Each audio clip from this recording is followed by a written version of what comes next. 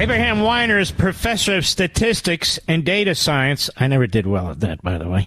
At Wharton, University of Pennsylvania. Professor, how are you, sir? I'm very good. How are you? I'm fine. I would have flunked your course just so badly. It's not even funny. There's a lot of great inflation today, so I'm not sure you would have. Well, thank you. And thank you for the guts to do what you're doing, because apparently just expressing your view these days is a very dangerous thing. Let me ask you a question, Professor. You wrote this piece in the tablet that I referenced extensively last night to explain these Hamas numbers. And in plain English, for some of us who are not very good at statistics and data, what did you find and what did you say? So it's actually not a trivial story. It begins by asking the question, is there anything that we're hearing that just doesn't make common sense, that just strikes us as odd? And so there was a lot of that. And the first thing that struck most observers of what Hamas was telling us is that 72% of the casualties, that we're reporting nearly 30,000 now, are women and children. And they're also reporting that about 25% are fighters, and presumably those are men, which leaves just where it happened to the non-fighting men.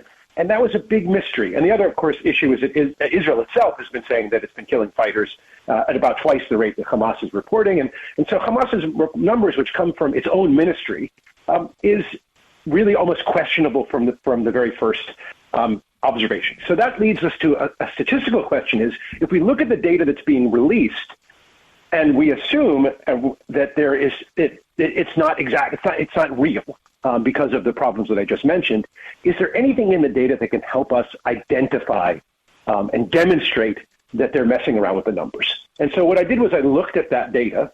There isn't much of it because it's aggregated, and I was looking at specifically at data where we were giving a breakdown on a daily basis of men, women, and children.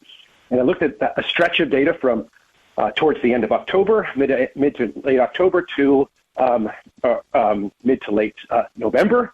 And I looked just at that data to try to determine if I could see anything that just was nonsense and couldn't possibly be. And that would confirm what most people were thinking, which is Hamas is suppressing the number of fighters and increasing the number of women and children. And one of the things you find, in your graph is really very helpful too. One of the things you find is the numbers really never change.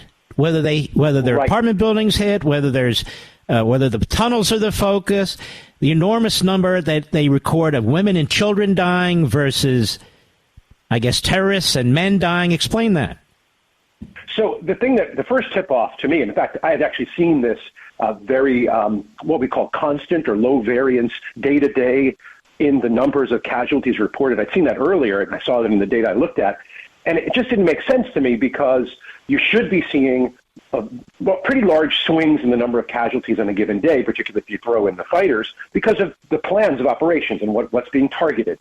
And that's the kind of thing that changes, and it certainly changes over a multi-week period. And it wasn't. It was lining up at just under 300 with very little variation. And if you plotted the total casualties, it looked almost like a perfect straight line. And that was a tip-off to me that something isn't right, that they're probably moving the numbers around from category to category so that they can create a story that they want to tell. Now, it's not just positive. I can't prove this. It's just as a speculation that this is what they're doing, and it explains what we're observing. So one of the things that I observed was this very low variability from day to day that just didn't make any sense. The other thing I observed, and this is in some sense much worse of a conundrum to a statistician, is that the number of children was uncorrelated with the number of women dying every day. They were just bouncing all over the place, what we call in an uncorrelated way. And that doesn't make sense either, because if women are dying because of the operations, then children should be dying, and vice versa. And when there's low operation that attacks apartment buildings as opposed to tunnels, for example, then you'd see more children and women. And when it's attacking tunnels and other operations that are more military, or when things are just plain quiet, the two numbers should move together in a correlated way. And they were moving in an uncorrelated way. And that suggests that they're moving or artificially changing the categorization, the breakdown.